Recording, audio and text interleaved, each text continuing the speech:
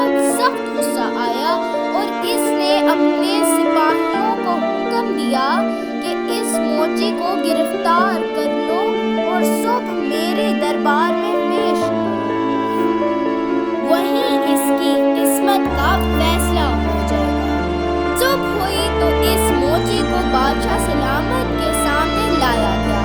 بادشاہ نے اپنے وزیروں سے پوچھا، بتاؤ اس موچی کو کیا سزا دی جائے؟ ایک وزیر نے کہا، حضور اس نے آپ کو دھوکہ دیا ہے، میرا مشورہ تو یہ ہے کہ اسے زندہ آگ میں پھینک دیا جائے تاکہ یہ جل مرے اور دوسروں کو عبرت ہو۔ دوسرا وزیر بولا، بادشاہ سلامت اس نے آپ سے غلط بیانی کی ہے، اسے چمڑے کے تھیلے میں بند کر کے اس تھیلے کو سی دیا جائے تاکہ اس کا دم گھٹ جائے اور یہ مر جائے۔ تیسرے وزیر نے کہا، بادشاہ سلامت اس ذلیل شخص نے آپ کو بیوقوف بنانے کی کوشش کی، میرا مشورہ یہ ہے کہ اسے ایک درخت سے بند کیا جائے اور ماہر شکاری مار مار کر اس کا جسم چھلنی کر دے اور یہ تڑپ تڑپ لیکن چوتھے وزیر نے جواب دیا، بادشاہ سلامت اس بیچارے کا جرم تو صرف اتنا ہی ہے کہ اس نے ایک مہینہ شاہی مہمان کی حیثیت سے کھانا کھایا ہے، اس بیچارے کو معاف کر دیا جائے، بھلا روٹی کھانے کی بھی کوئی سزا ہوتی ہے؟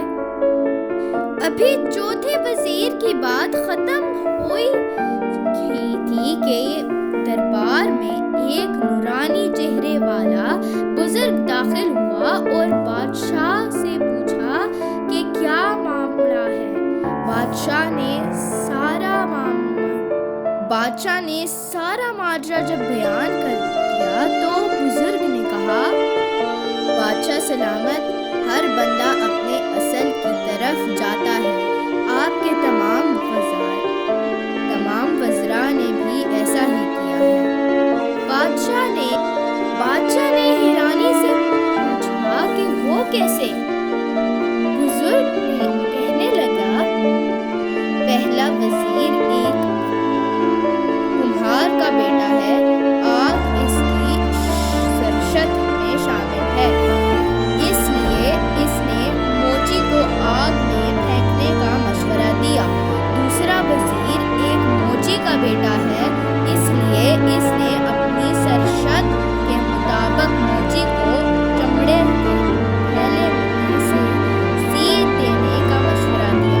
تیسرے وزیر ایک شکاری کا بیٹا ہے اور اس نے شکاریوں کی طرف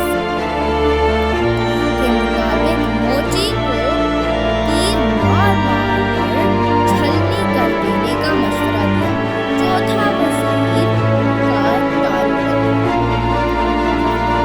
عادات خاندان سے ہے، رحم اس کی سرشت میں شامل ہے، اس لیے اس نے موچی کو معاف کر دینے کا مشورہ دیا۔ تو بادشاہ نے اپنے وزیروں کی طرف دیکھا تو سب نے سر جھکا دیے اور بولے کہ بزرگ نے بالکل درست کہا ہے۔ بادشاہ نے یہ سن کر بہت حیران ہوا اور بےتابی سے بزرگ سے پوچھا، آپ کون ہیں؟ بزرگ نے جواب دیا، میں ہی حضرت خضر علیہ السلام۔ یہ کہتے وہ بزرگ غائب ہو گئے۔ بادشاہ بہت خوش ہوا کہ حضرت خضر علیہ السلام سے میری ملاقات کی خواہش بھی پوری ہو گئی اور مجھے اپنے وزیروں کی اصلیت کا بھی اندازہ۔ تو بادشاہ نے نہ صرف موچی کو معاف کر دیا بلکہ وعدے کے مطابق آدھی سلطنت بھی دے دی ہے۔ Thank you all for watching my video. Don't forget to like, share, subscribe of the part 2. And comment down below that what you get from this story.